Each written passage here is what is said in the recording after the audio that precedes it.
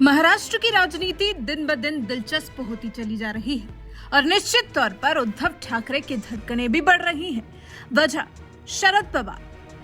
राष्ट्रवादी Congress party के प्रमुख रहे शरद पवार, जो पिछले कुछ समय से पीएम मोदी की तरफदारी करने में लगे हुए हैं। जिस किसी भी मुद्दे पर कांग्रेस और बाकी विरोधी दल बीजेपी को कोसते हैं, नरेंद्र मोदी को कोसते नजर आते हैं। फिर चाहे वो अडानी का मुद्दा हो या फिर पीएम मोदी की डिग्री का, हर एक मुद्दे पर शरद पवार और अजीत पवार ने नरेंद्र मोदी का बचाव ही किया है।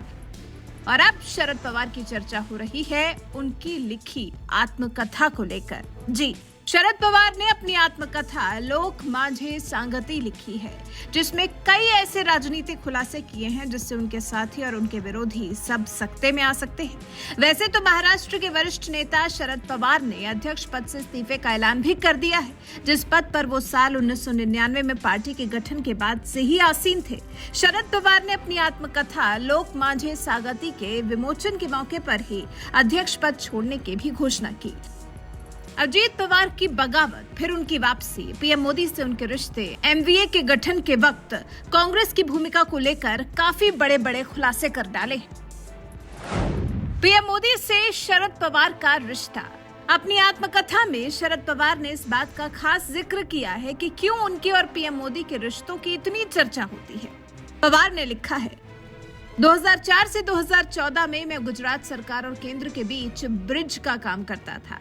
तब गुजरात के मुख्यमंत्री नरेंद्र मोदी थे और उस समय उनके केंद्र की सत्ताधारी कांग्रेस से रिश्ते अच्छे नहीं थे।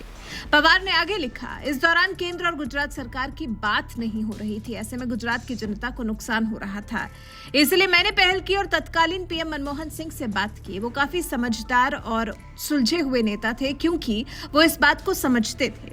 बाद में मुझे गुजरात और केंद्र के बीच संवाद स्थापित करने की जिम्मेदारी सौंपी गई। मेरे और नरेंद्र मोदी के बीच अच्छे संबंधों के बारे में बहुत कुछ कहा जाता है।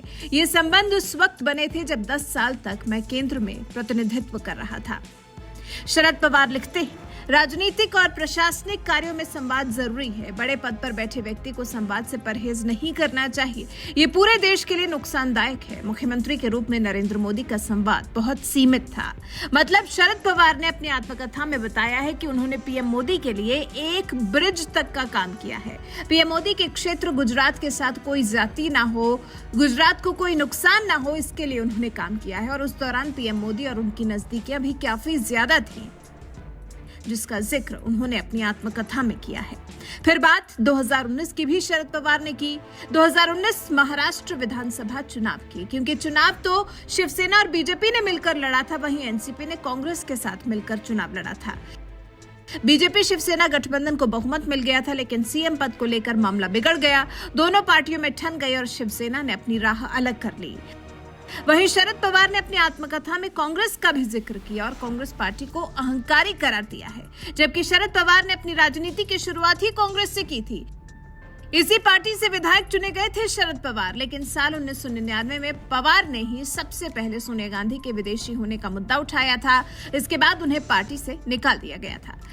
पवार ने अपनी आत्मकथा में महाविकास अघाड़ी के गठन के वक्त कांग्रेस की भूमिका का जिक्र करते हुए लिखा है, एक तरफ बीजेपी के खिलाफ महाविकास अघाड़ी गठबंधन बनाने के लिए कांग्रेस को शामिल करना जरूरी था, लेकिन कांग्रेस के शीर्ष नेतृत्व का रवैया अहंकारी था।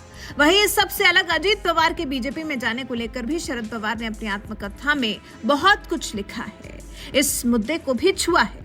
वैसे शरद पवार ने अपनी आत्मकथा में जिस तरह से नरेंद्र मोदी से करीबियों का जिक्र किया है, जिस तरह से पीएम मोदी के लिए ब्रिज बनने का दावा किया है, इस बारे में आपका क्या कुछ कहना है? अपनी राय हमें कमेंट कर जरूर बताएं।